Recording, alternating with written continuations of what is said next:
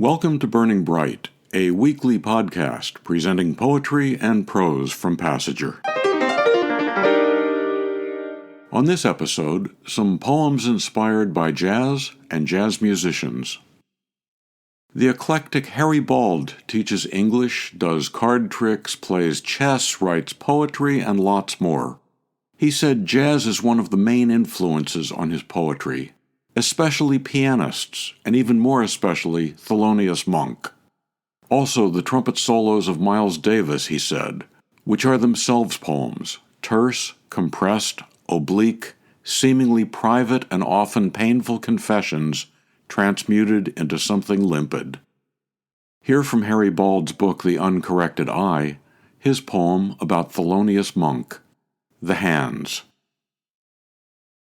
In the 1953 Bob Parent photo, monks are like separate marine creatures, each a different species, the left pressing down straight and detached from its shell, the right lifted in a torn anemone of prayer, fluttering forever through the octaves, in some as yet undiminished humpback dirge, whole tones unheard beneath the surface. What is not even half diminished is his open mouth, above the broken song of flat fingers. He doesn't play the instrument right, says the Russian piano teacher, listening for the first time to Evidence, not hearing how, inside the beaten wooden housing, the dampers and felts, each key was born to a new American note beneath its terrible human hammer. The Hands, from Harry Bald's book The Uncorrected Eye, that Passager published in 2018. Steve Mattanley is a poet, a musician, an artist, and a teacher. In 2014, Passager published Nightbook, a group of short poems he wrote sitting on his porch every night at about 3 a.m. from September into December. Poet Leah Purpura said Steve quietly, resolutely stalks improvisation in the deepest hours of the night. Here's poem number 7 from Nightbook. These riffs the stars are playing tonight seem to be saying, "Bring your own tears." I could swear it is the graceful sound of Lester Young playing something lovely for eternity. A few notes, that's all it takes to make me heartsick and happy, sitting here in the night, trying to imagine what it's like to be gone. Who knows anything about it? Maybe the angels. After all, aren't they nodding behind each note in gladness and despair?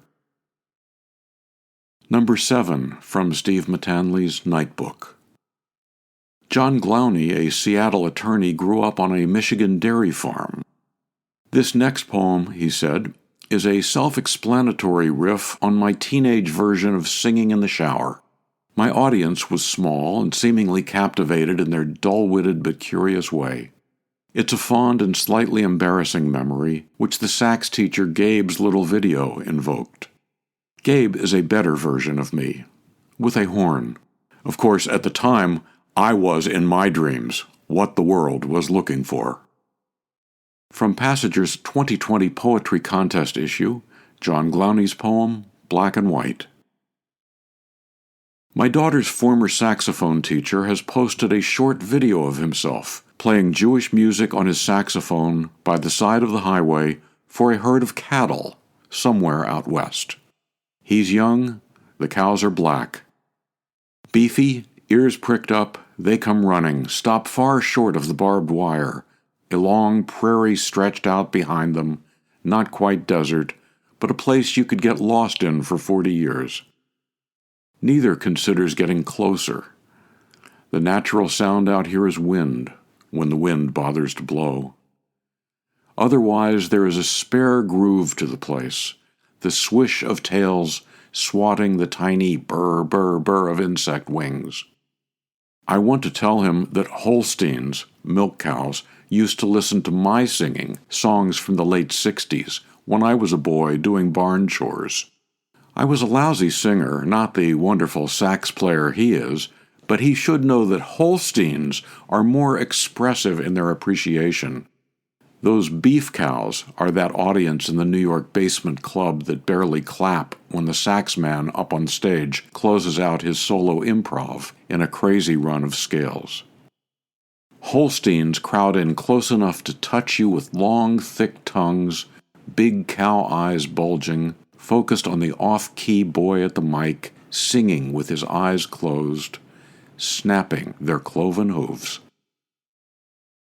Black and White by John Glowney from Passengers, issue 69. Finally, one more by Steve Mattanley from Nightbook, this one, number 10. At 5 a.m., I close my black notebook reluctantly, like a musician packing up his horn at the end of the night. Number 10 from Nightbook by Steve Mattanley. To buy Nightbook, Harry Bald's The Uncorrected Eye, or Passager's 2020 Poetry Contest issue, or to subscribe to Passager, or to learn more about Passager and its commitment to writers over 50, go to PassagerBooks.com. You can download Burning Bright from Spotify, Apple and Google Podcasts, and various other podcast apps. For Kendra, Mary, Christine, Roseanne, and the rest of the Passager staff, I'm John Shore.